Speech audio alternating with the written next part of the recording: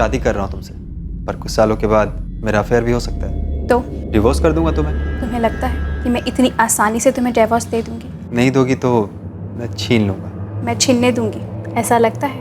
कंगाल कर दूंगी तुम्हें। और मैं देखता रहूंगा, जान ले लूंगा तुम्हारी। जैसे कि मैं वार ही नहीं कर सकती। दोनों का इंतजाम कर दूंगी, तुम्हारा और जो बीच में आएगी उसका भी। बीच में हूँ तो ये ना समझना मैं हमेशा यहीं रहूँगी। इंतजाम तुम्हारा भी हो सकता है, तुम्हारी जगह मैं लेकर ही रहूँगी। शादी के वक्त की खुशी और मिठास में ये डिस्क्लेमर नहीं होता कि आगे चलकर कभी रिश्तों में कड़वाहट या खटास आ सकती है।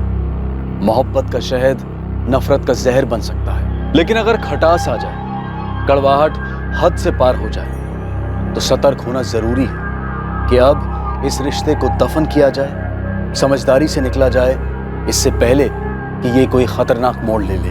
पर अफसोस, अक्सर खंडित रिश्तों में समझदारी की जगह हिंसा ले लेती है। ऐसा क्या हो जाता है उस पुरुष को, उस स्त्री को, कि वो सामने वाले पर चाकू, छुरियां और बंदूक की गोलियां बरसाने पर उतर आता है। उस इंसान की जान लेना चाहता है जिसे वो कभी मेरी जान कहता था।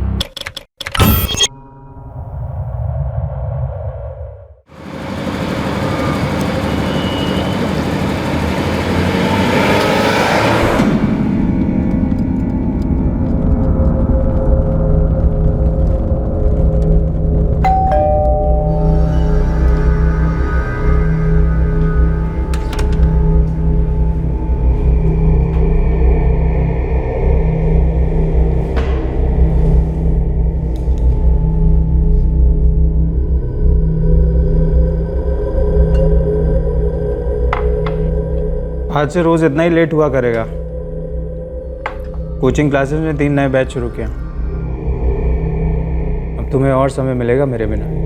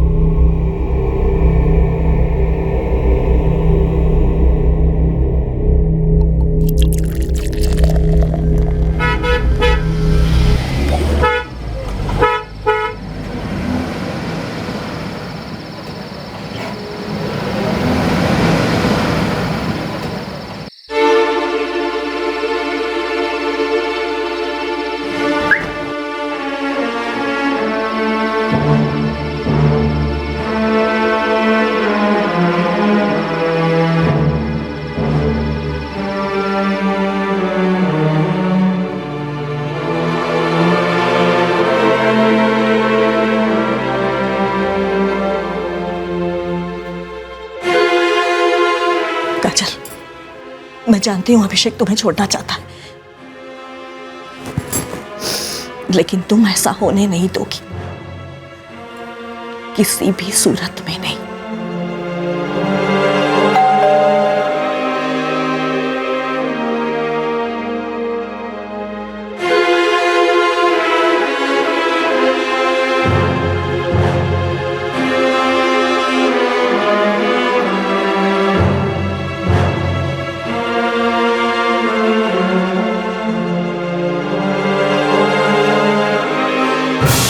वो रात हमले की रात थी, एक जानलेवा घातक हमला, एक कत्ल होने जा रहा था। एक जान जाने वाली थी और एक जान बचने वाली थी।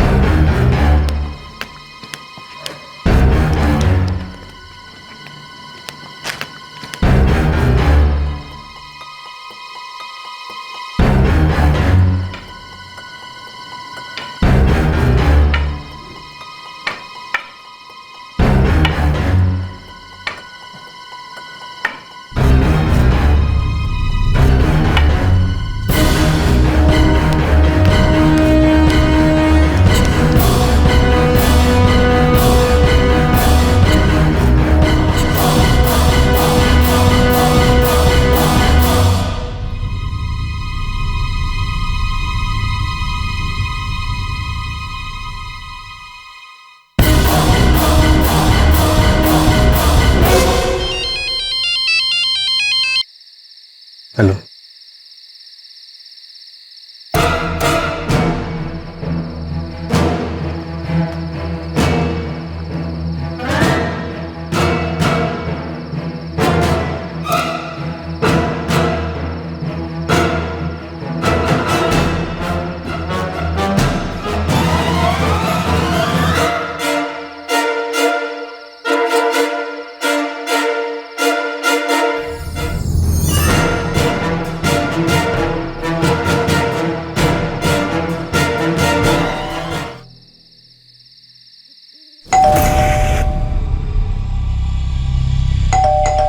काजल, काजल,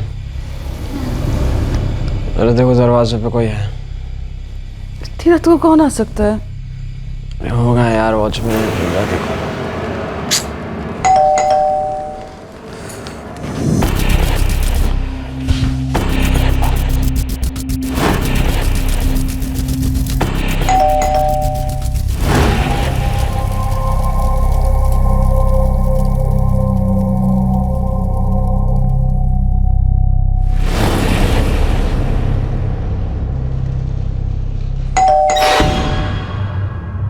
बाहर कोई भी नहीं दिख रहा है। खोलो।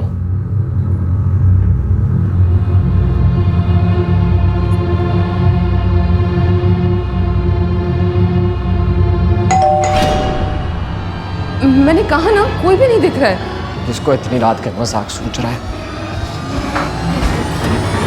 मैंने बोला था कोई भी नहीं है वहां।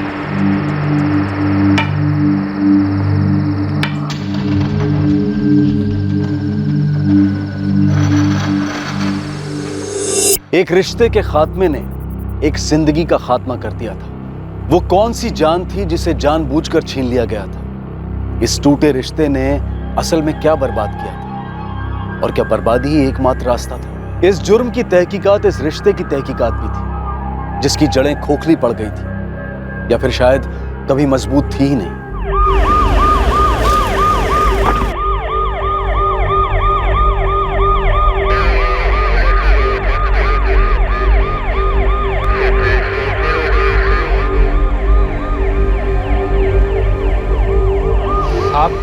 हमने तो कोई आवाज़ नहीं सुनी, बस राउंड पर थे तो दरवाज़ा खुला देखा।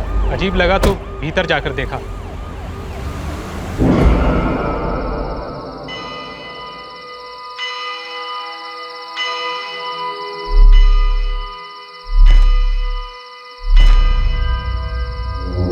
हमने तुरंत 100 पर फ़ोन लगाया तो वहाँ से जवाब मिला कि काजल मेम साहब पहले ही पुलिस को फ़ोन कर चुकी थी। जब तुम राउंड पर जाते हो तो गेट पे कौन रहता है? कोई नहीं, पूरी कॉलोनी में हम अकेले ही गार्ड हैं।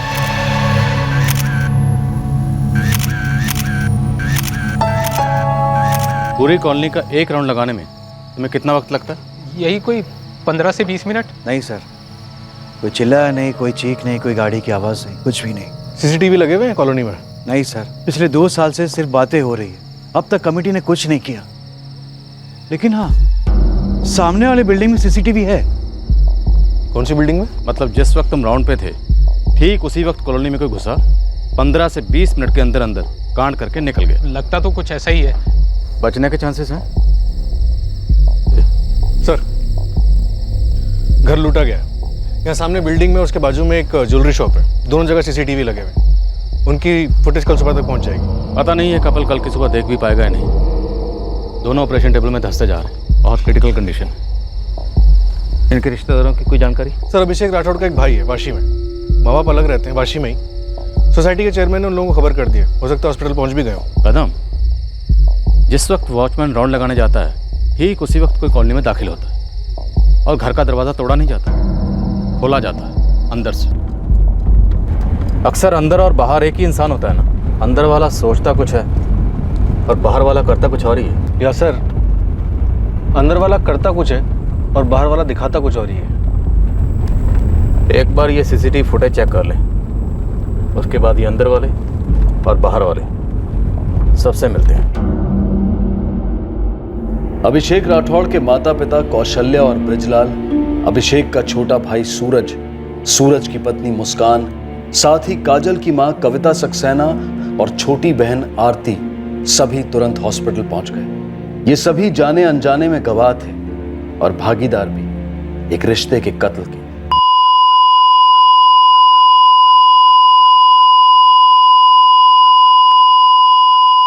अभिषेक इस हमले को सह नहीं पाया और आखिरकार उसने दम तोड़ दिया। अभिषेक की पत्नी काजल क्रिटिकल थी पर बचने वाली थी और बताने वाली थी इस भयंकर हमले की कहानी।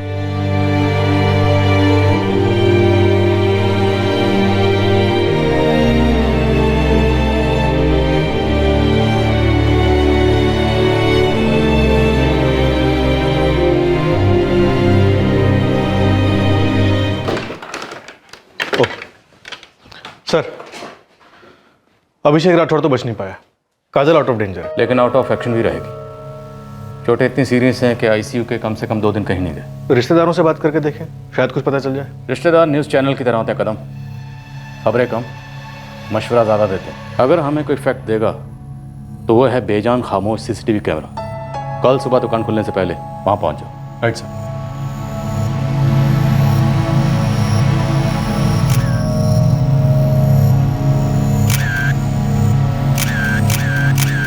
शायद छुरे से। इनकी पत्नी काजल राठौर, उस पर भी ऐसे ही वार हुए हैं। चमत्कार समझिए कि वो बच गई। जिस वक्त वॉचमैन राउंड पर गया ठीक उसी वक्त कोई कॉलोनी में घुसा। घुसने के बाद उसने इनके घर की डोरबेल बजाई। दरवाज़ा खुलते ही पति और पत्नी दोनों पर जानलेवा हमला किया। घर लूटा और चुपचाप निकल गया। इस पूरे हमले के दौरान किसी ने भी आस पड़ोस में चीखना चिल्लाना तो दूर, चूं की आवाज़ तक नहीं सुनी। और बेहोश होने से पहले इनकी पत्नी फ़ोन करके पुलिस को बुलाती है। डॉक्टर, जिस वक्त हम इनके घर पहुंचे ये जिंदा थे। काश हम इन्हें बचा पाते।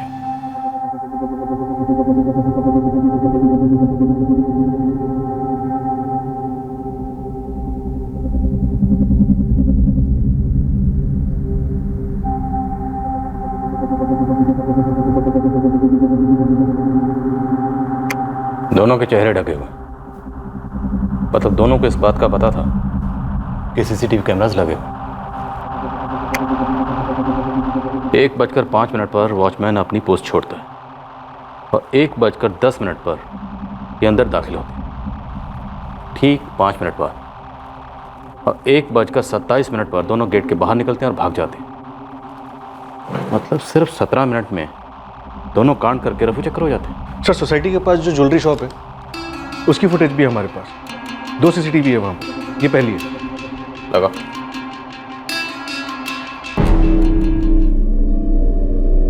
रात 12:35 पर ये कॉलोनी के गेट के बाहर पहुंच गए। मतलब अंदर दाखिल होने से पहले इन्होंने आधा घंटा इंतजार किया।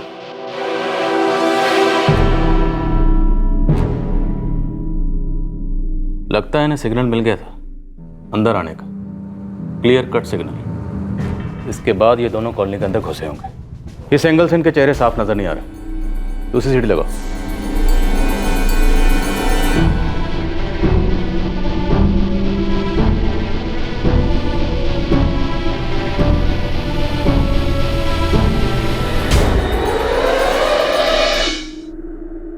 चेहरे साफ नजर नहीं आ रहे। प्रिंट आउट ले लो।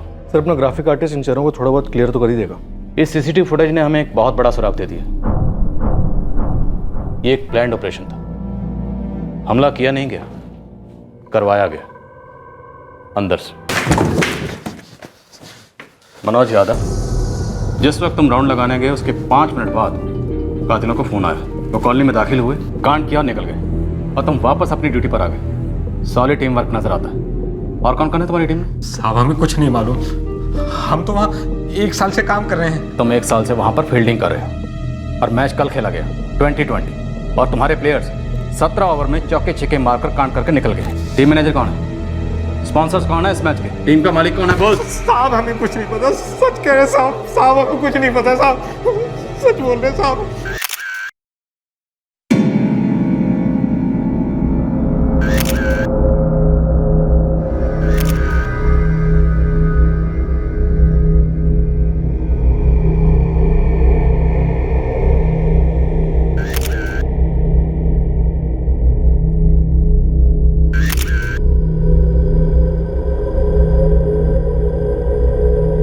अभिषेक भैया के घर में कितना कैश रहता था, कितनी ज्वेलरी, ये तो सिर्फ काजल भाभी बता सकती है। मुझे इस बारे में कोई आइडिया नहीं। शोरूम है आप लोगों के, टू व्हीलर के? जी सर, अभिषेक भैया के 2 शोरूम हैं, एक यहीं वाशी में और दूसरा पनवेल में। और आपके? मेरी 2 स्पेयर पार्ट्स की दुकानें हैं, दोनों यहीं पे। बिजनेस अलग अलग है, रहते भी अलग हो। माँ बाप कहाँ हैं आपके? यहीं है सर। सर हम सब लोग अलग अलग रहते हैं, सबकी अपनी अपनी ज़िंदगी, अपनी अपनी पसंद नापसंद।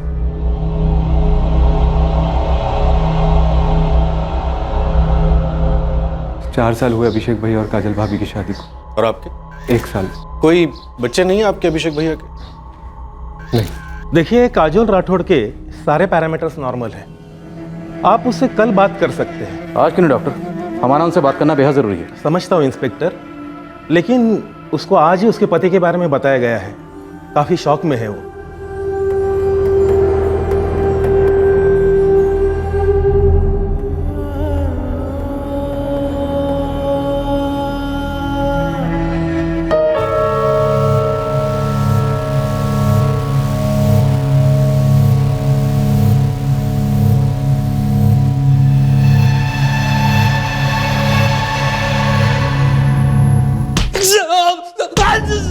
साहब मेरे पास एक ही फोन है, सबसे सस्ता वाला साहब, उसमें भी सिर्फ घर वालों का फोन आते हैं साहब। उठा लें तेरे घर वालों को यहाँ? घर वालों की कसम साहब। साहब साहब मुझे कुछ नहीं पता, उन लोगों के नाम नहीं पता मुझे साहब। मैं तो अपना काम ईमानदारी से कर रहा था साहब। साहब मैं सच में कुछ नहीं जानता साहब। ग्राफिक आर्टिस्ट का क्या कहना है? काम में लगा हुआ है सर, देखते हैं कितना क्लीन अप कर पाता है। और वॉचमैन? एक ही बात पे अड़ा हुआ है सर कि वो इनोसेंट है। वैसे उसके फ़ोन रिकॉर्ड्स भी एकदम क्लीन है। 13 अप्रैल की रात को उसके फ़ोन से कोई भी कॉल नहीं किया था। लेकिन हत्यारों को किसी ने तो फ़ोन किया था। फ़ोन करके उन्हें ये बताया कि शिकार का वक्त आ गया। कहीं और से आया होगा सर। हो सकता है, लेकिन जिस भी शख्स ने उनको फ़ोन किया था उसे पल पल की खबर थी कि कब क्या होने वाला। कदम, एक बात तो साफ, ये सिर्फ चोरी का केस बिल्कुल नहीं। ये आप क्या कह रहे हैं? हत्यारे बुलवाए थे? किसने बुलवाए? कौन है हत्यारे? वो हम तहकीकात कर रहे हैं कविता जी। क्या मैं इनसे बात कर सकता हूँ?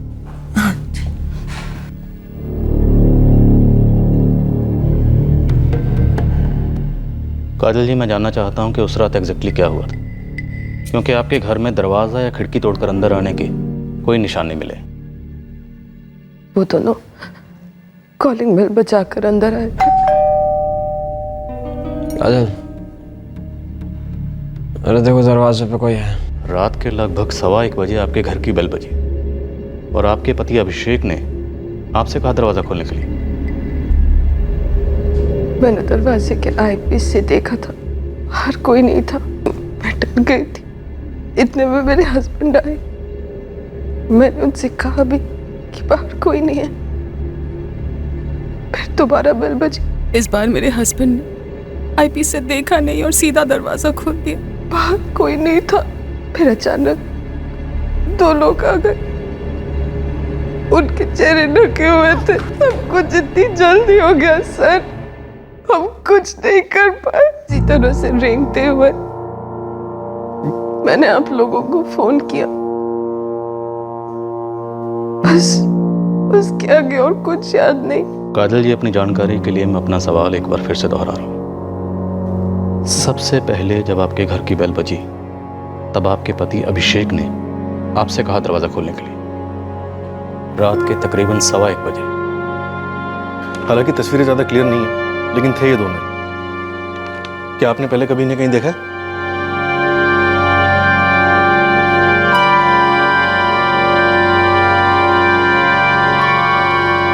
आपने?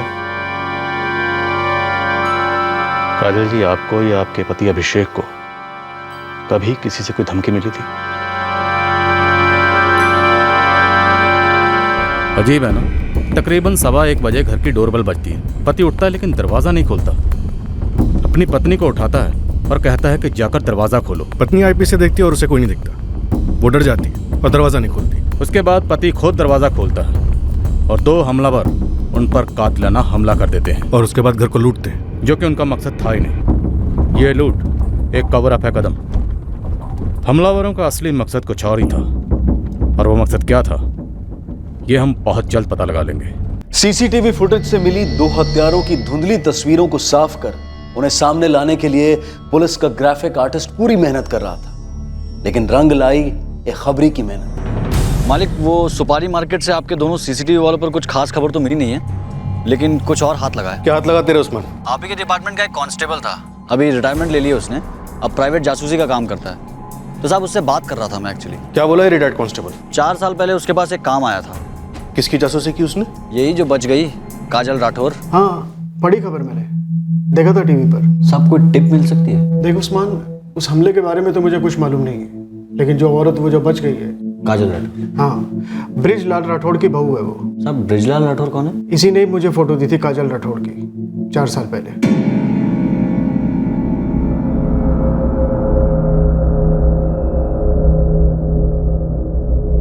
एक ससुर अपनी बहू की जासूसी करवा रहा था? नहीं सर, एक होने वाला ससुर अपनी होने वाली बहू की असली कुंडली निकलवा रहा था सर।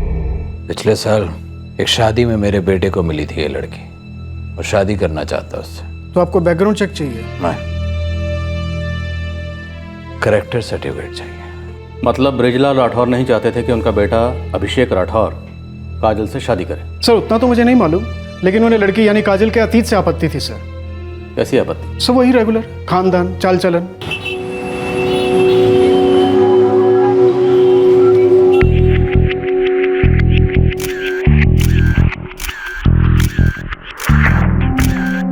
लड़की बीए पास है सर, बीपीओ में सर्विस करती है। माँ कविता रंगीन है। सुना था।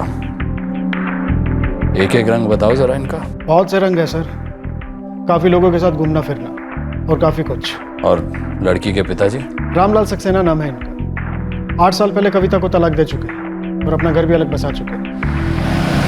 रामलाल सक्सेना ने 1 टाइम सेटलमेंट किया था कविता के साथ। अब ना तो उनका कविता से कोई लेना देना है और ना ही अपनी दोनों बेटियों से। काजल की बहन क्या करती है? आरती 21 साल की है, कॉलेज में है, बीकॉम फाइनल ईयर। तुम्हें क्या लगता है इस फैमिली के बारे में? ब्रिजलाल जी, मेरा काम था बिना मिर्च मसाले के सही इन्फॉर्मेशन को आपके सामने रखना, जो मैंने रख दिया। अब आप इसकी फीकी खिचड़ी बनाए या मसालेदार बिरयानी, जैसा आप चाहें। मतलब साफ है कि ब्रिजलाल राठौर को काजल अपनी बहू के तौर पे नहीं चाहिए थी। सर दोनों साइड में कोई तालमेल ही नहीं था। और राठौड़ की 4 दुकानें पनवेल में, अहमदाबाद में शोरूम और ऑफिस किराए पर, और वही काजल और उसके बिन बाप की फैमिली, मतलब एकदम कट टू कट जिंदगी सर।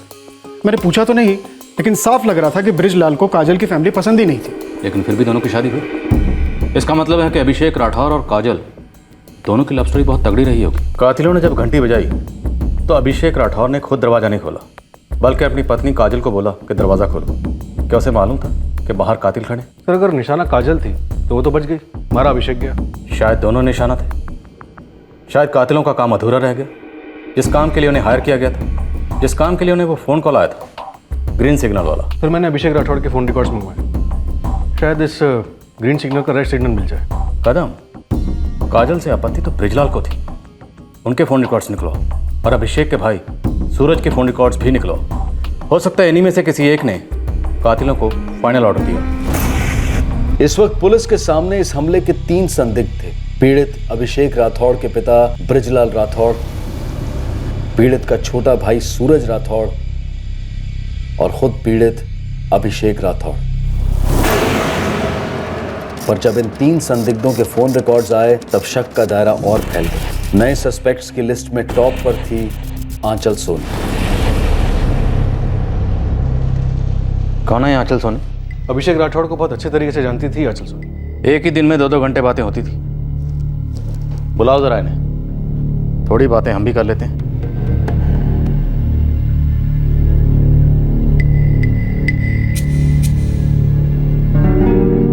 तुम जानती थी ये आंचल सोनी के बारे में?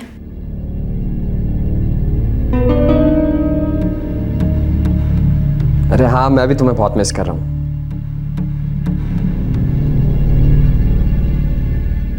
अरे अभी अभी घर पहुंचा हूँ। हाँ, वो घर पे है।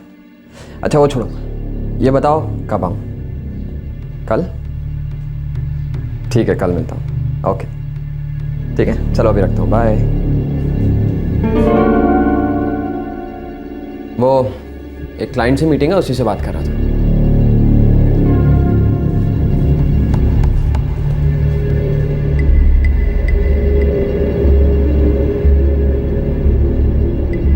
आप अभिषेक राठौर की किराएदार हैं? जी, मेरे पति प्रोफेसर जगन सोनी और मैं पिछले 1 साल से उनके घर में रह रहे हैं। आपकी अभिषेक राठौर से बात होती थी? हाँ, जब वो किराया लेने आते थे तब बात होती थी। किराया तो नॉर्मली महीने में 1 बार दिया जाता है, लेकिन आपकी तो 30 दिन बात होती थी, बल्कि एक दिन में कई बार। वो फ्रेंडशिप। फ्रेंडशिप? हाँ, क्यों? एक आदमी और एक औरत। एक आदमी और एक औरत दोस्त नहीं हो सकते, ये कहना चाहती है ना? बिल्कुल हो सकती है, लेकिन उन 2 दोस्तों में से जब एक का कत्ल होता है तो दोस्तियां टटोली जाती हैं। दुश्मनी की जड़ ढूंढने के लिए उसके सर्कल में जितने भी लोग होते हैं, मेल या फीमेल, सबसे पूछताछ की जाती है। वैसे आपके पति प्रोफेसर जगन सोनी, वो भी अभिषेक राठौर के सर्कल में थे ना? सर प्लीज उनसे कुछ मत बताइएगा प्लीज। दोस्ती के बारे में भी नहीं? दोस्ती में क्या प्रॉब्लम है? सिर्फ दोस्ती नहीं थी, प्यार करते थे हम दोनों।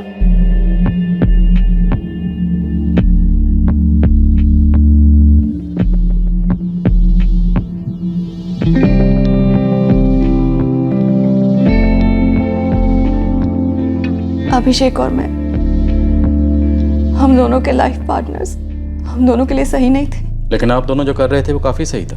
हम अधूरे थे, एक दूसरे को पूरा करते थे, एक साथ समय बिताते थे, और किसी का कोई हक नहीं बनता हमारे निजी मामले में दखल अंदाजी करने का। बिल्कुल नहीं बनता,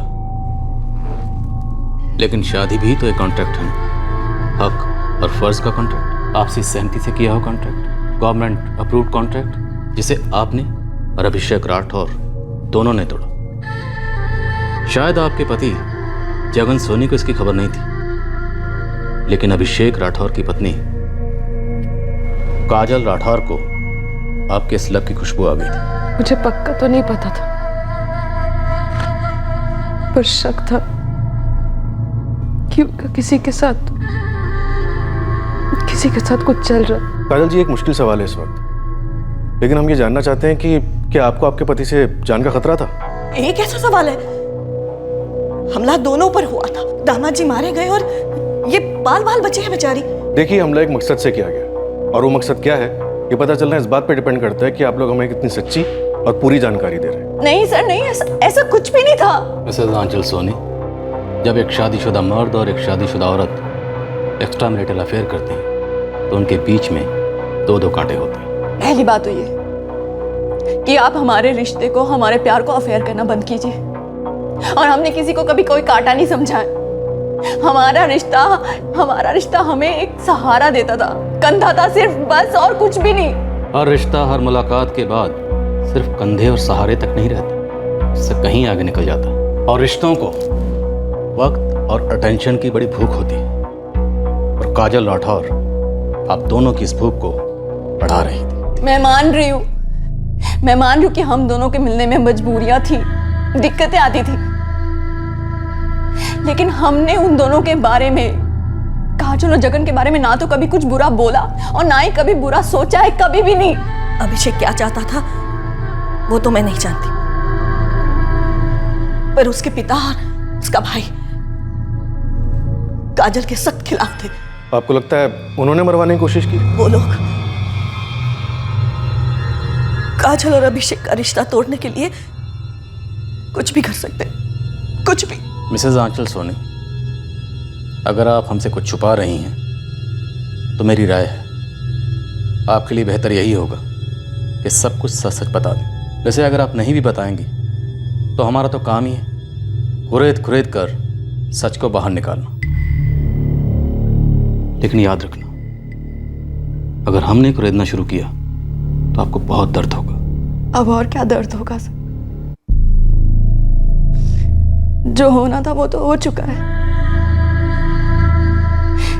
पर मैं एक बात दावे से कह सकती हूँ, अभिषेक ऐसा इंसान नहीं था जो किसी की जान लेने के बारे में कभी सोच भी सकता, कभी भी नहीं।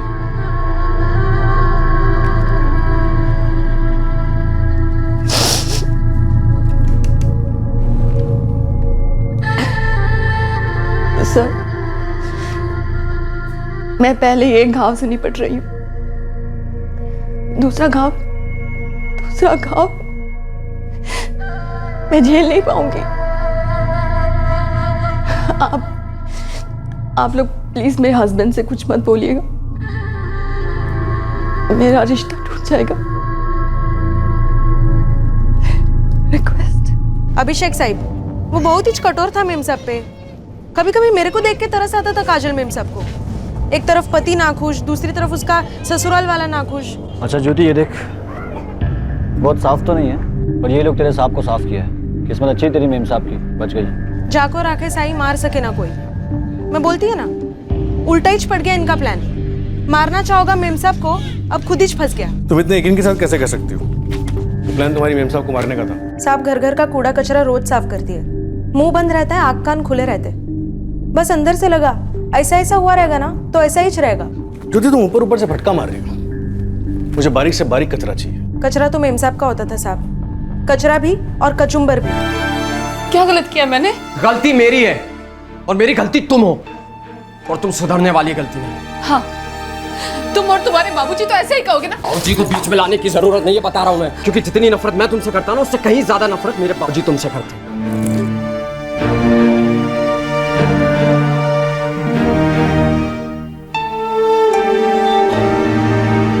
एक तरफ मेम साहब को लगता था कि साहब का कहीं चक्कर चल रहा है, और दूसरी तरफ उसके ससुराल वाले भी शादी तोड़ना चाहते थे। मतलब एक तरफ आग और दूसरी तरफ दरिया। ऐसा ही था मेम साहब के लिए, बेचारी। ब्रिजलाल और सूरज को उठवाएं? सर, दोनों के फोन रिकॉर्ड्स एकदम साफ है। लेकिन उस रात एक बहुत मैला फोन कॉल हुआ था। एक काम करो, उस रात उस वक्त उस लोकेशन पे जितने ही फोन कॉल्स हुए थे सबकी लिस्ट मंगवाओ। सर, हजारों फोन कॉल्स होंगे। हो सकता है उससे भी ज़्यादा हो, लेकिन ढूंढना तो पड़ेगा ना। और वैसे ये कॉल काफ़ी देर रात किया गया था, इसलिए इतने भी ज़्यादा नहीं होंगे कि ढूंढ ना पाए। एक बार हमने ये नंबर ट्रेस कर लिया जिससे उन हथियारों को फ़ोन किया गया था, तो ये केस हम क्रैक कर लेंगे पक्का। हेलो। पुलिस के सामने एक साजिश भरा केस था, जिसमें एक बात साफ थी कि प्लान्ड हमला हत्या के इरादे से किया गया था। मारा तो अभिषेक गया था, पर शायद निशाना वो नहीं था।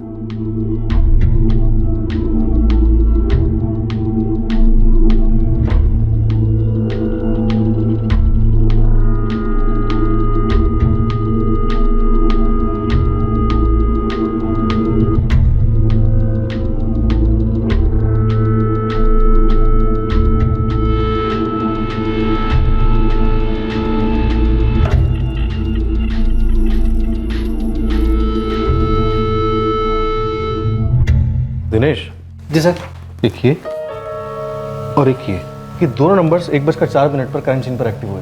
सर 1:05 पे वॉचमैन यादव अपनी पोस्ट छोड़ के राउंड के लिए पीछे गया था।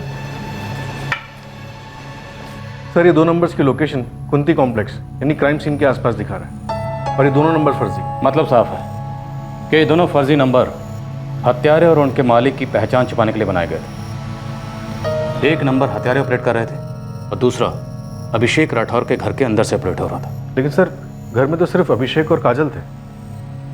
काजल राठौर बच गई है, लेकिन शायद बचना अभिषेक राठौर को था। अब इस रात से पर्दा ये दोनों हत्यारे हटाएंगे। सर, ग्राफिक आर्टिस्ट कह रहा था कि कल सुबह तक हमारे सामने स्केच आ जाएंगे। कदम स्केच के साथ या स्केच के बिना, मुझे ये दोनों हत्यारे लॉकअप में चाहिए।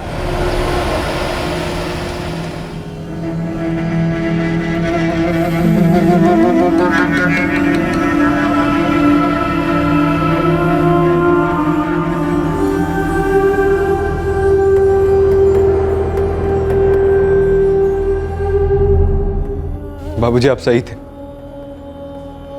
पहले से ही सही थे आप। काश तेरे भैया अभिषेक ने भी बात सुन ली होती, तो आज ये दिन ना देखना पड़ता। आपकी बात ना मान के बहुत बड़ी गलती की है मैंने। शादी नहीं करनी चाहिए थी। गलती हुई है बेटा, कोई गुनाह नहीं, और गलतियों को सुधारा जा सकता है। कुछ सूझ नहीं रहा है बाबूजी, कुछ नहीं समझ आ रहा है। ऐसा लग रहा है कि सबसे दूर हो जाऊंगा, घुट घुट के मर जाऊंगा एक दिन। क्या हुआ जी?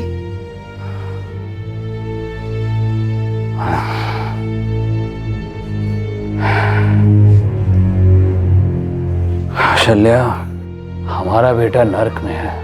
मिलने भी नहीं आता, हमेशा परेशान रहता है। कितना बदल गया है अभिषेक, कितना खुश रहता था, खुशियां बांटता था सबको। मुझसे अब देखा नहीं जाता जी। कुछ करना होगा कौशल्या, अभिषेक के लिए कुछ करना होगा। अभिषेक को इस तरह कब तो सोचा नहीं था, कभी सोचा नहीं था।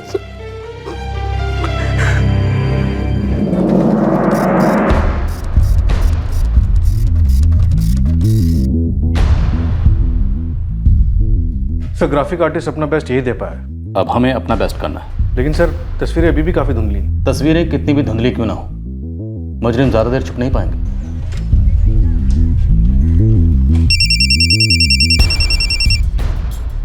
हेलो, कौन बोल रहा है? ये उस्मान भाई का नंबर है?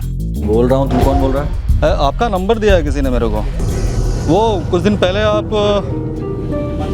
दो लड़कों की फोटो दिखाकर पूछताछ कर रहे थे ना। तू जानता है उनको? देखो भाई, मेरा नाम नहीं आना चाहिए। अबे मेरे धंधे में नाम और चेहरे कभी नहीं आते, खाली तेरी खबर पक्की होनी चाहिए। और वैसे भी तूने अपना नाम बताया कहाँ है अब तक? अपना उन दोनों का नाम जानता है और नहीं पहचानता है। देखा है तूने कहीं, है ना? अपने इधर वो सोम चौल है ना, उधर एक इलेक्ट्रॉनिक की दुकान है, उधर इस दोनों काम करते हैं। लेकिन काफी दिनों से दोनों दिखेले नहीं है। नाम बता दे दुकान का। नाम बोले तो मूथालाल इलेक्ट्रिक। मैं बसंत सिसोदिया। सर मेरा नाम मोहन यादव है। हम दोनों मूथालाल इलेक्ट्रिकल्स में पार्टनर हैं सर। ये दोनों आपकी दुकान में काम करते हैं? सर ये तो अपने संजय और अनिकेत हैं। हाँ सर, ये दोनों तो हमारी दुकान में इलेक्ट्रिशियन हैं। ये जो तुम्हारे दोनों जो इलेक्ट्रिशियन हैं, अनिकेत सोलंकी और संजय परमार, मुझे इनकी जानकारी चाहिए।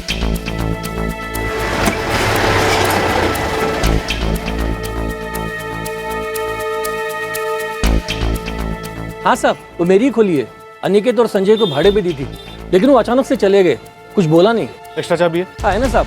पड़ोसी ने कहा कि संजय और अनिकेत दरवाजा खुला छोड़कर निकल गए, तो मैंने जाकर वहाँ ताला लगाया।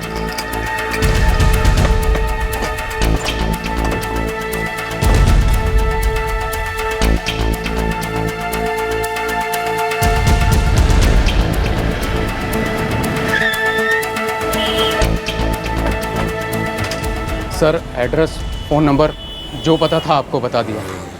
हाँ साहब, पिछले 1.5 साल से काम कर रहे थे यहाँ दोनों। इतना मालूम है कि अनिकेत शादीशुदा है, लेकिन संजय के बारे में कुछ फिक्स नहीं है। अब उनके घर वाले कहाँ रहते हैं, कौन से गांव से हैं, इसका हमें पता नहीं। पता इसलिए नहीं है क्योंकि तुम पता कर नहीं रहे। सर ऐसा नहीं है। मुझे उन दोनों की जानकारी चाहिए, वो भी जल्दी से जल्दी।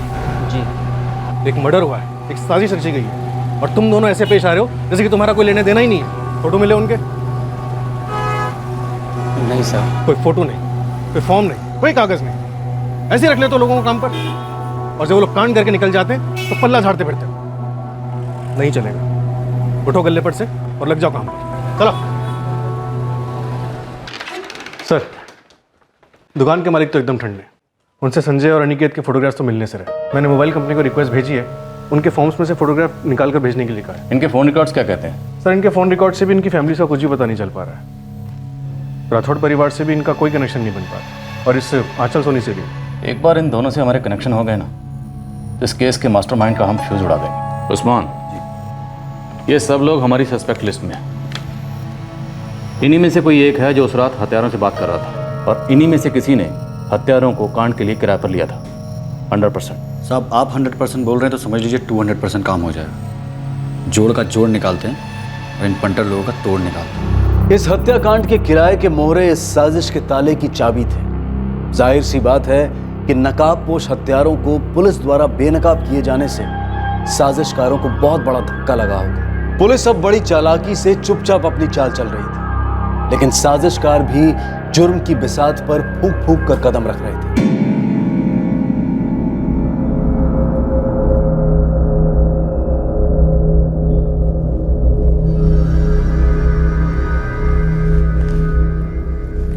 पुलिस स्टेशन गई थी?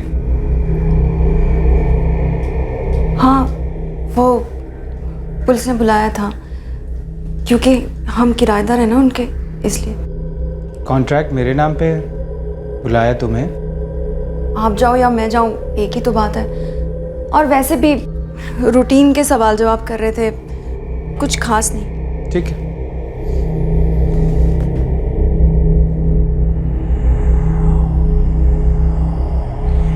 किराया अब काजल उसकी पत्नी को देंगे ना? हाँ, ऐसा ही करना पड़ेगा। तो बात कर ली तुमने काजल राठौड़ से? नहीं, अभी नहीं, लेकिन बात करूंगी मैं। 1-2 दिन में बात करती हूँ उससे। एक्चुअली वो भी बुरी तरह से घायल हुई है ना। बुरी तरह से घायल हुई है।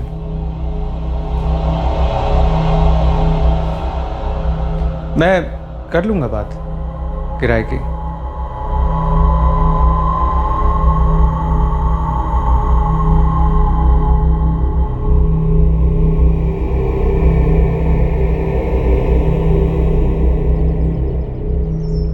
मुझसे रहा नहीं जा रहा है काजल दी, मुझे कहना ही होगा। क्या आरती, ये जो कुछ भी हुआ ये नहीं होता अगर माँ तुम्हारी जिंदगी में दखल नहीं देती। मैं जिम्मेदार हूँ? अभिषेक की मौत के लिए मैं जिम्मेदार हूँ? नहीं, दीदी और जीजू के रिश्ते की मौत के। मैंने हमेशा तुम दोनों का भला ही चाहा है। आपने सिर्फ एक ही इंसान का भला चाहा है माँ, और वो है खुद अपना। तुम्हारे पापा के छोड़ के जाने के बाद तुम दोनों को जिस तरह से बड़ा किया ना, वो मैं ही जानती हूँ। बस करो तुम दोनों, ये सब बातें करके कोई फायदा नहीं है। जो हो चुका है उसे मैं बदल नहीं सकती। लेकिन 4 साल पहले तुम खुद को बदल सकती थी दीदी, हालात को बदल सकती थी। लेकिन माँ ने अपना गेम खेला, वही किया और कराया जो उनके फायदे में था। बाबूजी, 2 शोरूम का, घर का, अहमदाबाद वाले 2 ऑफिस का क्या करना है? करना क्या? मैंने तो संपत्ति दोनों भाइयों के नाम बांट दी थी। जो अभिषेक की है उस औरत को जाएगी। मतलब उसका प्लान सफल हो गया? प्लान उसकी माँ का था, मेरे बेटे को निकल गई और संपत्ति को भी।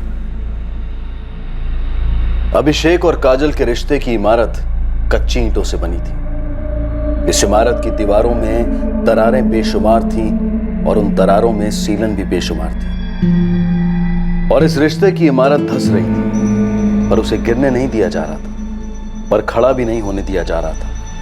यह इमारत छल और कपट की नींव पर बनी थी। 4 साल तक छल और चालाकी से टिकाई गई थी।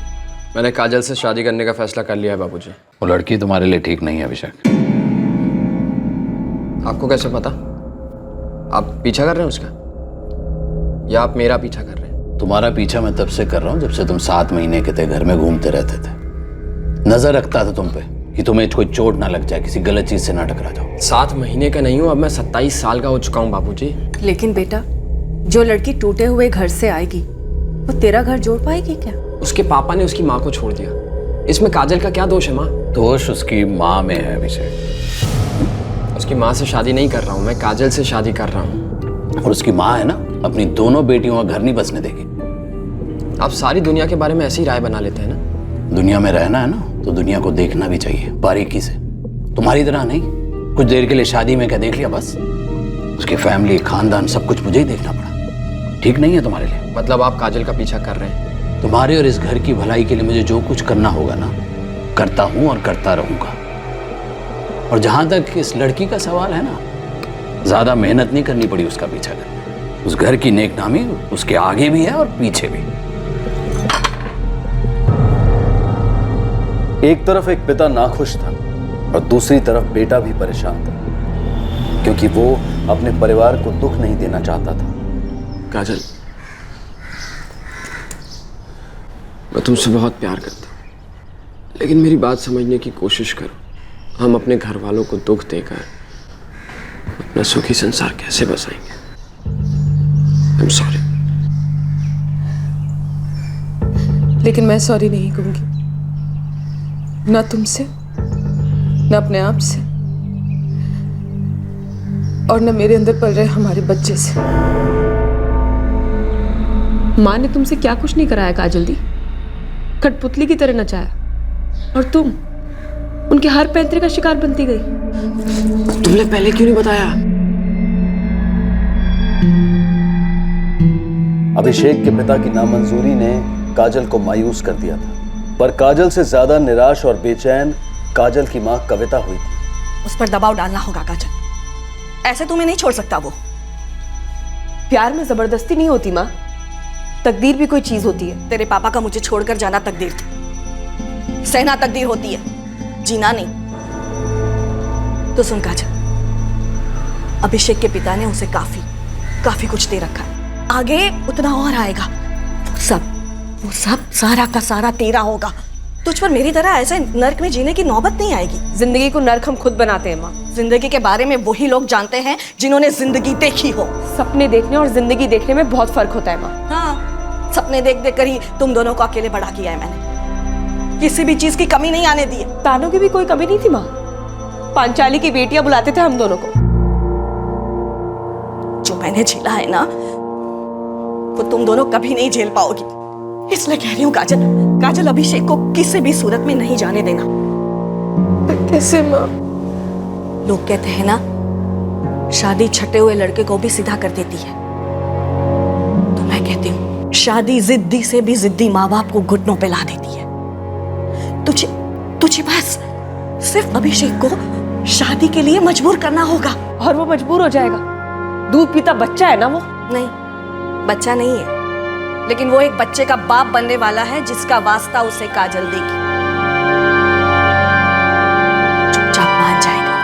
माँ, ये कितना गलत है जानती हो ना तुम?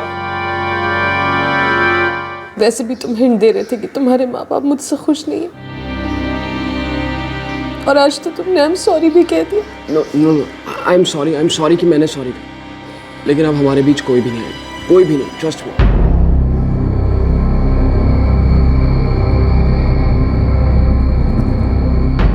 कविता का सिखाया हुआ और काजल का बोला हुआ प्रेगनेंसी वाला झूठ अपना काम कर गया।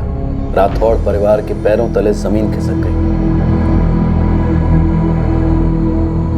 अभिषेक के पिता बृजलाल को अपने गुस्से का घूंट पीकर इस फैसले को कबूल करना पड़ा। आने वाले कुल के चिराग की खुशी ने राठौड़ परिवार में सभी के शिकवों की चिंगारियां बुझा दी।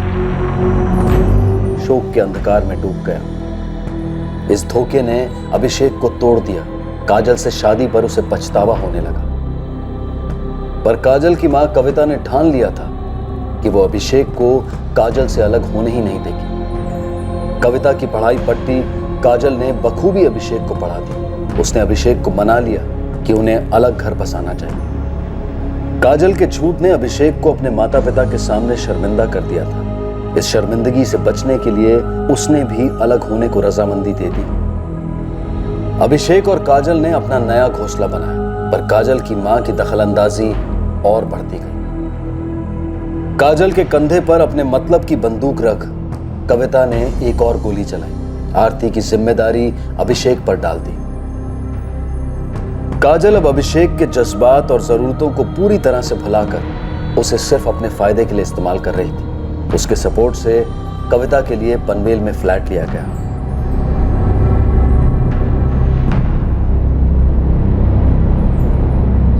एडमिट करो काजल दी, तुम दोनों एक दूसरे के लिए बने ही नहीं थे। इन सब बातों का क्या मतलब है?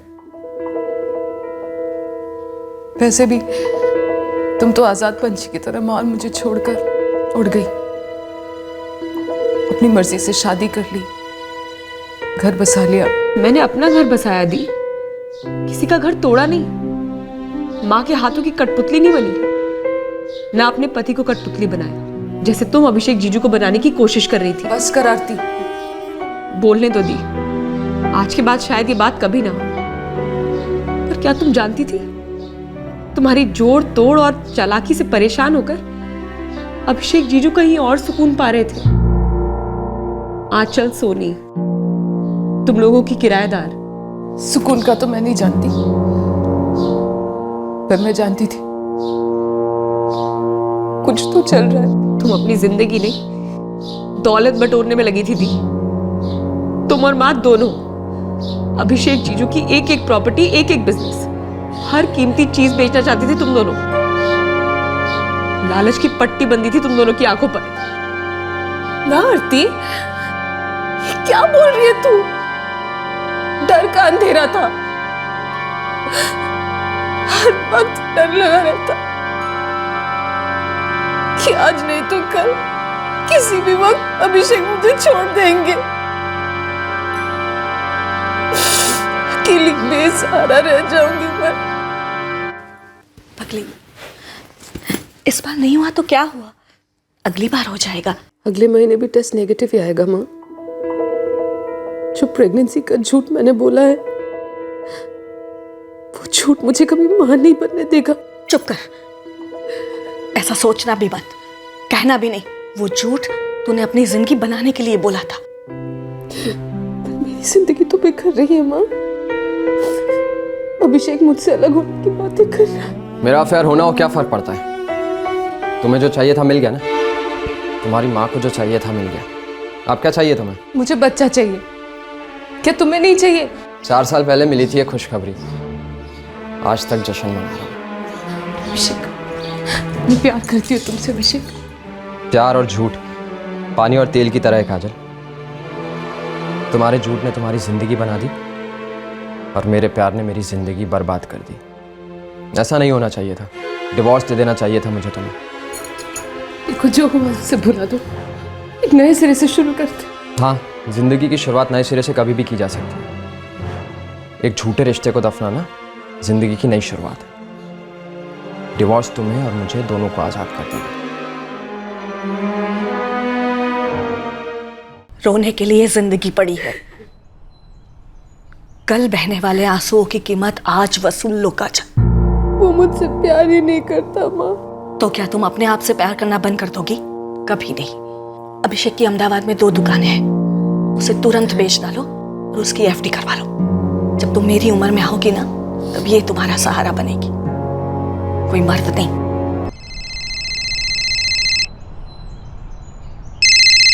जी बाबूजी। वो अहमदाबाद वाली प्रॉपर्टी बेच क्यों रहा है तू? मैं बेच रहा हूँ? नहीं बाबूजी। खबर मिली है मुझे कि वो सेल पर चढ़ाई गई है।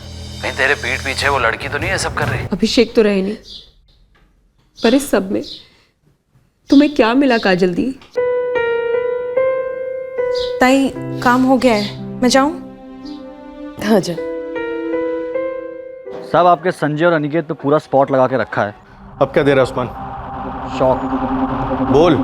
साहब, वो अटैक पहला नहीं था। पहला अटैक कब? उस रात के 2 रात पहले 11 अप्रैल को भी सर इन दोनों ने ट्राई किया था। तुझे कैसे पता? साहब, जहाँ से आपने वो सीसीटीवी फुटेज निकाली थी ना, मैं उससे बात कर रहा था, तो ऐसी कुछ पुरानी फुटेजेस देखी तो ये सोने की खान हाथ लग गई।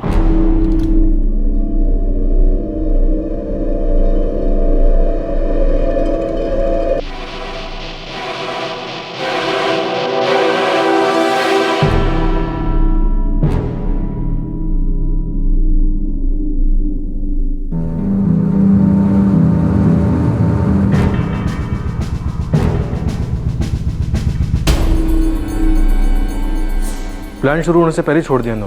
शायद शिकार पूरी तरह से तैयार नहीं था, इसलिए शिकारियों को अभिषेक और काजल के घर पहुंचने से पहले ही रोक दिया। लेकिन आप ये सब मुझसे क्यों पूछ रहे हैं? क्योंकि 11 अप्रैल की रात को ये दोनों हमलावर आपकी कॉलोनी के बाहर देखे गए। फिर इन्हें किसी ने फ़ोन किया और ये लौट गए। ये आप क्या कह रहे हैं? हमें जब पता चला हम भी इतने ही चौंक गए थे। तो काजल जी, 11 अप्रैल की रात को 12:50 के आसपास आपके घर पे क्या होता? हमारे घर पर कुछ होता ही तो नहीं था सर, क्योंकि वो घर ही नहीं रहा था। फिर भी याद कीजिए। वही हुआ जो 13 की रात को हुआ और जो पिछले कई रातों से होता आ रहा था। क्या? रोज अभिषेक काम से लौटते, फिर हम चुपचाप खाना खाते, फिर अभिषेक बेडरूम में अपने सेल फोन पर लगे रहते। रोज मुझे शक होता कि वो उस लड़की को मैसेजेस तो नहीं भेज रहे। रोना आता, थोड़ा रो लेती, फिर थोड़ा सो भी लेती।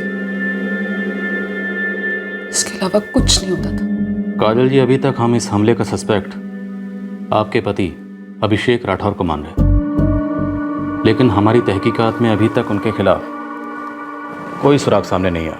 अभिषेक हमेशा कहते थे जितनी नफरत वो मुझसे करते, उससे कई गुना ज्यादा नफरत उनके बाबूजी मुझसे करते। आपको उन पर शक है? पछतावा है, गलती मेरी तो थी। मुझे 4 साल पहले ही समझ लेना चाहिए था कि वो मुझे कभी नहीं अपनाएंगे।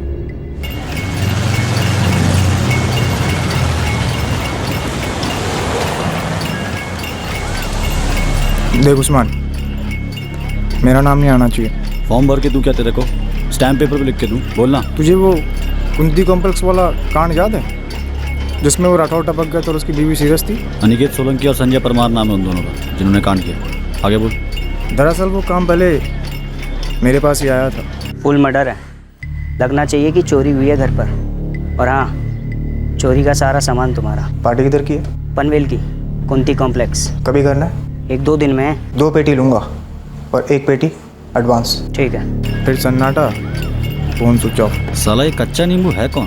है कोई नीलकुमार का क्या नाम है, रीत चौकी पुलिस थाने में उसका रिकॉर्ड है। छोटी मोटी चोरी चकारी करता है, फर्स्ट टाइम था उसका ये। फट गई होगी साले की, तभी तो तेरे को बदली में भेज रहा था। कदम, इतनी गहरी साजिश, इतनी फैली हो? साहब ये साजिश तो मतलब प्याज के छिलकों के माफिक निकलती जा रही है। अब हम इस प्याज को छीलेंगे नहीं, सीधा काटेंगे। और जब हम काटना शुरू करेंगे तो सबसे ज़्यादा तकलीफ उसी को होगी जिसने ये साजिश रची है। एक फ्रैक्चर्ड रिश्ते को तोड़ने की साजिश काफी गहरी थी, जिसमें एक नाकाम खाली बार हो चुका था, जिसके बाद हत्यारों ने हमला कर दिया था। पर क्या इतनी प्लानिंग के बाद भी यह हमला कामयाब कहा जा सकता था?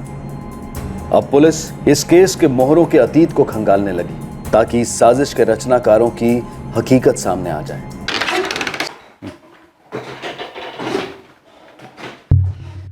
सर, ये अनिल कुमार जुवेनाइल केस के लिए रिमांड होम में था। बालिग होते ही चोरी की सजा काटी और फिर एक डकैती और असॉल्ट के केस में जेल जा चुका है। संजय और अनिकेत के साथ साथ इसके खिलाफ भी रेड अलर्ट जारी करो। ये अनिल तुम्हारे नीचे क्या काम करता था? काम तो उसका मोल्डिंग मशीन का था, मगर जब वो आए तब ना। अच्छा, मतलब पूरा दांडी कुमार। दांडी क्या, पूरा 2 दिन आया, 2 हफ्ते गायब। मालूम था उसको रोज की मजदूरी है, नहीं भी आएगा तो काम रुकने वाला नहीं है। लेकिन यार ये बता, उस लौंडे का कहीं कुछ वो तो नहीं गया? कुछ हुआ नहीं यानी भाई, लेकिन एक मर्डर चार्ज में वांटेड है। क्या बात कर रहा है? और भाई शकल से तो वो साइकिल या स्कूटर ही चोर नजर आता है, फिर मर्डर में कैसे? किया नहीं उसने, नहीं भाई, किया किसी और ने, और ये करने वाले का लिंक है। खुदा कसम खा के कह रहा हूँ, पुलिस तो मतलब समझ लो उसके प्यार में गिरी पड़ी है। तो मीटिंग करा दो एक बार, कसम से बहुत अर्जेंट। देख भाई, जैसे मुझे कोई जानकारी मिलती मैं फ़ोन करूँगा पक्का। ठीक है, लेकिन तू एक काम कर। हाँ, तो मोल्डिंग डिपार्टमेंट में विनोद से मिल ले, वो दोनों एक दूसरे के दोस्त थे।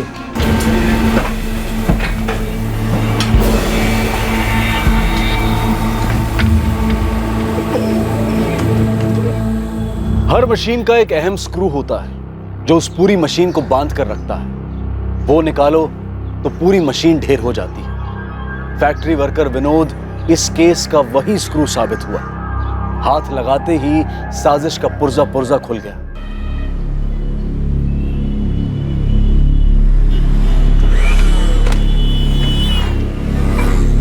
क्या सेठ, बसंत भाई नहीं दिख रहे? क्या काम है? मैसेज देने का था उनको एक। हैं किधर वो किसी काम से बाहर गया है, पता नहीं कब लौटेगा। वैसे मैसेज क्या है? और तू है कौन? मैसेज देने वाला मैसेंजर। प्यार से बात करता हूँ, पुलिस वालों की तरह नहीं हूँ।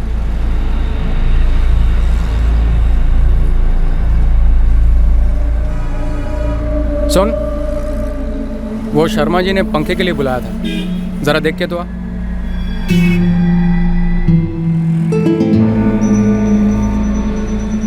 तुम्हें पुलिस ने भेजा है। बसंत सिसोदिया का पता चाहिए उन्हें, अभी चाहिए। देखो वो बस बिना कुछ बताए पता नहीं कहाँ चला गया है। उसका फ़ोन भी बंद है। मुझे सच में नहीं पता कि वो कहाँ है। वैसे पुलिस उसे क्यों ढूंढ रही है? उस्मान, ये फैक्ट्री मजदूर विनोद और ये इलेक्ट्रिक शॉप का मालिक बसंत सिसोदिया, इन दोनों का क्या कनेक्शन है? कनेक्शनों की तो बारिश हो रही है साहब। ये विनोद जो है ये बसंत सिसोदिया का रिश्तेदार है। अच्छा, और ये विनोद पता है किसका पति है? ज्योति का, अभिषेक राठौर के घर काम करने वाली नौकरानी। ये विनोद दिगे उसी फैक्ट्री में मशीन ऑपरेटर था जहां अनिल काम करता था। Right sir. और इस अनिल को कुंती कॉम्प्लेक्स में मर्डर की सुपारी ऑफर हुई। और कुंती कॉम्प्लेक्स में अभिषेक राठौर और काजल राठौर का घर है, जहाँ ज्योति काम करती। ये विनोद दिगे ज्योति का हस्बैंड है और इलेक्ट्रिक की दुकान के मालिक बसंत सिसोदिया का रिश्तेदार है। और ये बसंत गायब है, फोन भी स्विच ऑफ है। और इस कांड के ये दो मोहरे हमारे प्राइम सस्पेक्ट संजय और अनिकेत इस बसंत सिसोदिया की दुकान में काम करते थे। और ये दोनों ही फरार हैं। इस ज्योति की क्या खबर? काम पर ही है सर, जैसे कुछ हुआ ही ना हो।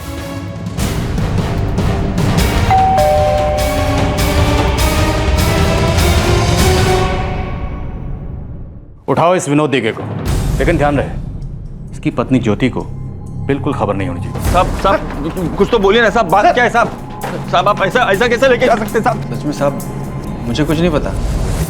तुम्हारे बाद हमें बहुत से लोगों को इस कुर्सी पे बिठा के पूछताछ करनी है, इसलिए हमसे ओवरटाइम मत करवाओ। जो भी है सब सच बता दे। मैं फिर वही बात दोहरा रहा हूँ साहब, वो अनिल मेरे साथ काम करता है साहब, तो हम लोग कभी कभी रोटी वोटी खा लेते थे, दो बातें हो जाती थी, उसके आगे कुछ नहीं साहब। इसके आगे क्या है, इसके पीछे क्या है, वो हम बहुत जल्दी पता लगा लेंगे। लेकिन एक बात याद रखना, अगर मुझे पता चला कि तुमने हमसे कुछ छुपाया या झूठ बोला तो तुम्हारे आगे और पीछे बहुत दर्द होगा। मैंने तुम्हें एक बात नहीं बताई आंचल। क्या? अभिषेक मिला था उसके कत्ल के कुछ दिन पहले। क्यों?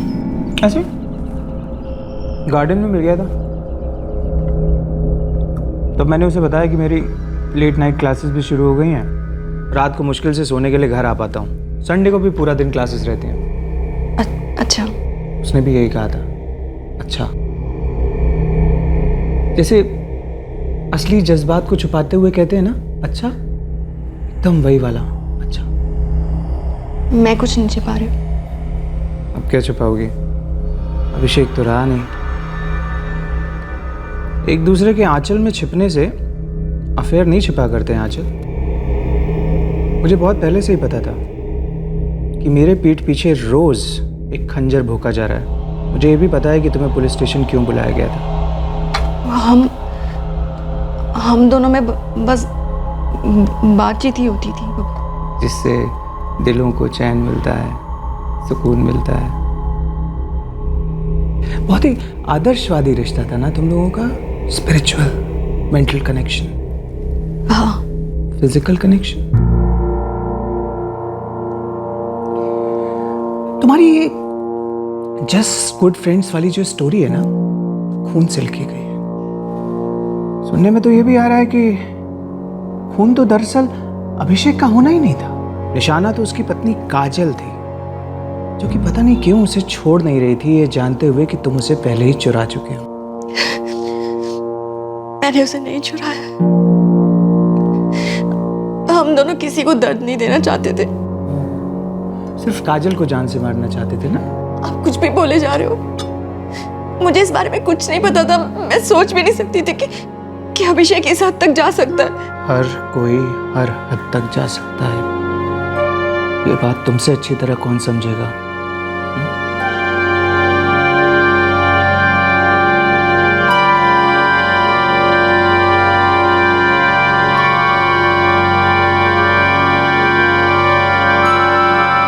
ये इत्तेफाक है साहब कि ज्योति मेरी पत्नी है और बसंत भाई मेरे रिश्तेदार। और अनिल तुम्हारा दोस्त। इत्तेफाक है, जिस घर में कांड होता है वहां तुम्हारी पत्नी नौकरी करती है। जिस इलेक्ट्रिक दुकान के दो मुलाजिम किराए के हत्यारे हैं, उस दुकान का मालिक तुम्हारा रिश्तेदार है। जिसने इस केस की सबसे पहले सुपारी उठाई और मुकर गया वो तुम्हारा दोस्त है। और हम कल पैदा हुए, सब इत्तेफाक है। अब मैं आपको कैसे समझाऊं साहब? ये सब ऐसा दिखता है लेकिन ऐसा है नहीं साहब। मुझे कुछ नहीं मालूम साहब, सच में। देख विनोद, इज्जत से चाय पिला रहा। अगर सच बोलेगा ना तो बिस्किट भी खिलाऊंगा, लेकिन अगर बार बार ये रट लगाएगा कि मुझे कुछ नहीं पता, मुझे कुछ नहीं पता, तो हम दोनों यहाँ से चले जाएंगे। फिर ये जो पीछे खड़े हैं ना, ये आगे आएंगे। ये तुम्हें चाय पिलाएंगे नहीं, चाय में डुबोएंगे। फिर तुम्हारी हालत इस बिस्किट की तरह हो जाएगी। अब फैसला तुम्हें करना, तुम्हें बिस्किट खाना है या बिस्किट बनना है। चाय ठंडी हो रही है विनोद। ज्योति ने मुझसे 1 महीने पहले पूछा था। क्या पूछा था? क्या बक रही है? पैसे के लिए कुछ भी करेंगे क्या? हाँ तो ईमान से अगर कुछ भी करेंगे तो हमारे हाथ का भी पैसा आएगा। आज तक आया है। कितना बोल रहे हैं वो लोग? बहुत, लाखों में। वो अनिल की पूरी स्टोरी मुझे मालूम थी। वो मुझे अपने एक एक कांड सुनाता रहता था, इसलिए मुझे लगा कि वो ये काम कर लेगा। आराम से कर लूँगा, लेकिन ये काम अकेले का नहीं है। एक और पार्टनर ढूंढना पड़ेगा मेरे को। लेकिन हाँ, रोकड़ा तगड़ा लगेगा। तगड़ा? कितना?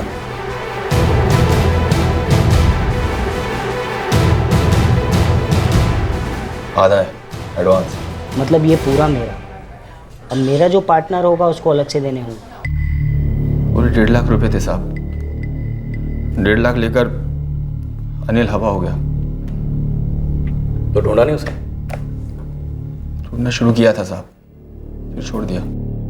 क्यों? दूसरे पुलिस वाले उसे ढूंढ रहे थे चोरी के केस में।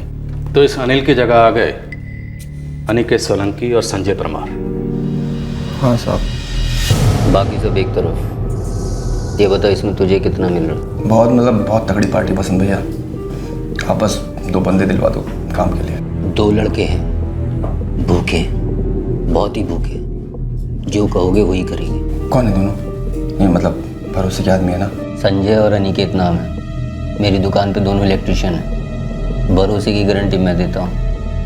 काम का होना ना होना तकदीर का खेल। वैसे काम कल रात को ही करना है।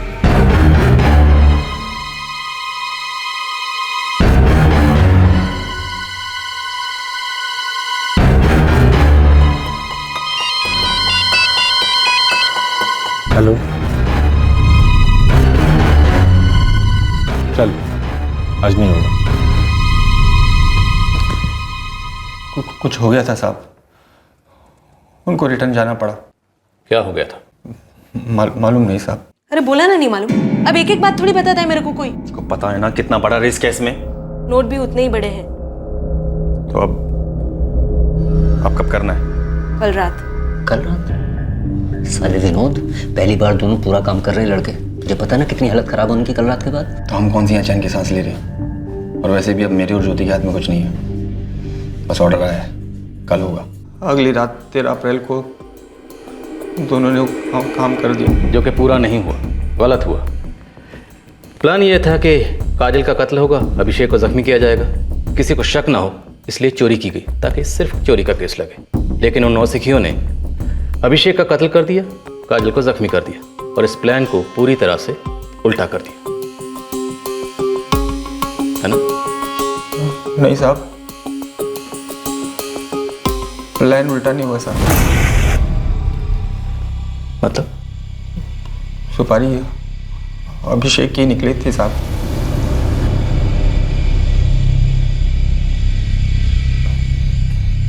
किसने दी थी सुपारी? इस कांड का मास्टरमाइंड काजल मैम साहब। रेत की तरह काजल को अपनी जिंदगी हाथ से फिसलते हुए दिखने लगी। अभिषेक डिवोर्स की बात छेड़ चुका था, ऊपर से उसका आंचल सोनी के साथ अफेयर चल रहा था। वो मुझे मार डालेगा ज्योति। तो अब आप क्या करना चाहती हैं मेम साहब?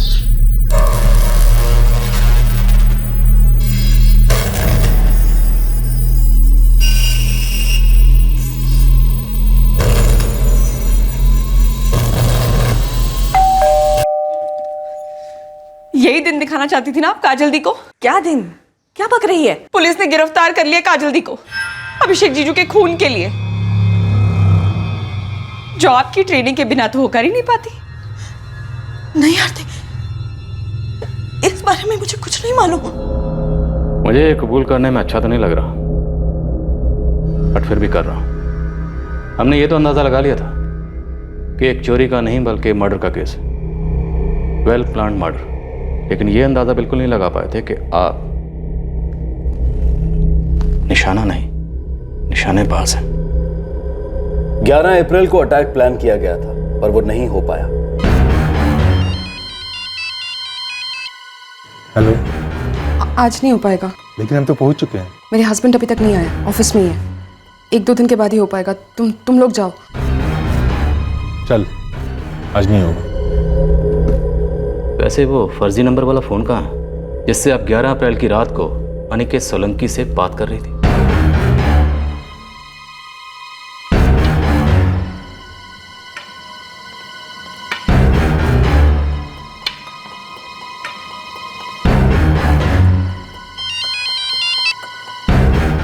हाँ, तुम लोग तुरंत आ जाओ।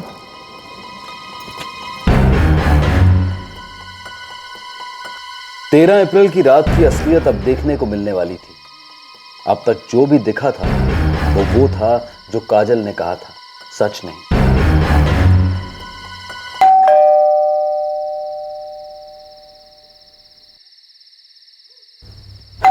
अभिषेक, दरवाजे पर कोई आया है। इतनी रात गए कौन हो सकता है?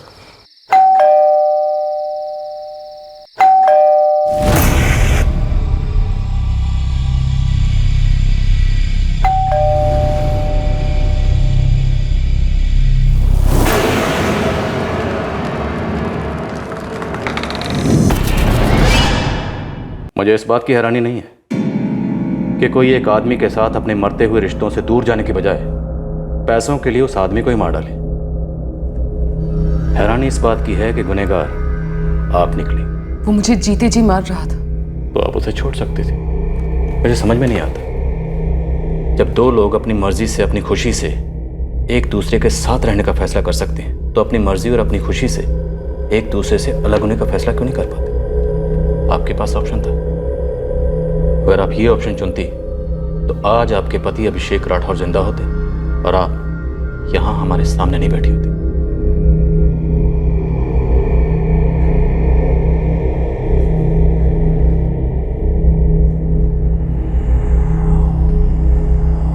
ना मैं उसे उस रिश्ते में पड़ने से रोक पाया और ना ही उस रिश्ते से निकाल पाया। इस साजिश के मोहरे संजय परमार और अनिकेत सोलंकी काफी दूर तक भागे, पर आखिरकार उन्हें घुटने टेकने ही पड़े। इन दोनों को पैसों की इमरजेंसी थी। वो उस पैसे को पाने के लिए कानून का डर और ज़मीर की पुकार दोनों को ठुकरा गए थे। इस हत्याकांड में मास्टरमाइंड एक ही थी और वो थी काजल। बेटा, भविष्य को सेव करने का मतलब ये तो नहीं था कि तुम अभिषेक की जान ले लो। तुम्हें ऐसा नहीं करना चाहिए था। मुझे ऐसा नहीं करना चाहिए था। दरअसल मुझे एक और चीज नहीं करनी चाहिए थी। अपने फैसलों की लगाम आपके हाथों में कभी नहीं देनी चाहिए थी। माना आपने मुझे कत्ल करने की सलाह नहीं दी, पर मेरे अंदर के ज़मीर का कत्ल तो आप ही ने किया ना माँ। धीरे धीरे बचपन से लेकर आज तक देखो, मैं पूरी तरह मर चुकी हूं और अब हमेशा के लिए यही दफन रहूंगी।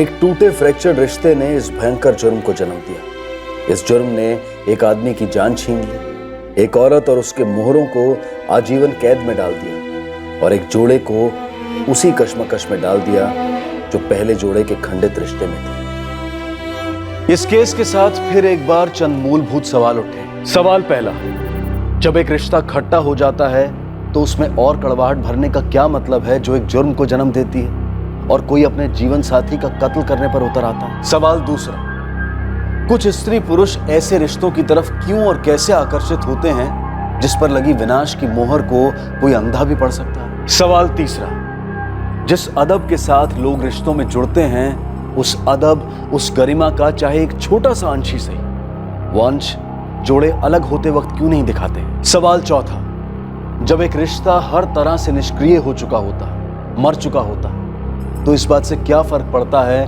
कि किसी दूसरे नए रिश्ते की तरफ पहल किसने की? और आखिरी सवाल, किसी और की सांसें मिटाकर कोई अपनी घुटन कैसे मिटा सकता है? इन पांचों सवालों के जवाब अक्सर दो शब्द होते हैं, लालच और असुरक्षिता यानी इनसिक्योरिटी, या ये कहें कि अपने भविष्य को सुरक्षित करने की चिंता, डर, जुनून, लालसा। पर ये दो शब्द बहुत कीमती साबित हो सकते हैं, क्योंकि अक्सर ये दो शब्द उस सीढ़ी के दो आखिरी पायदान हो सकते हैं जो जुर्म के दरवाजे से गुजरकर जेल की दहलीज तक पहुंचते हैं। अब ये केस यहीं पर समाप्त होता है, पर क्राइम पेट्रोल सतर्क का कारवां चलता रहेगा, आपके समक्ष समाज का दर्पण रखता रहेगा।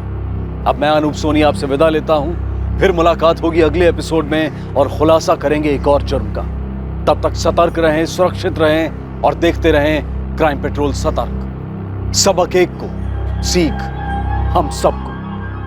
जय हिंद। इस तरह के और भी एपिसोड देखने के लिए हमारे चैनल को सब्सक्राइब करें और बेल आइकन दबाना ना भूलें।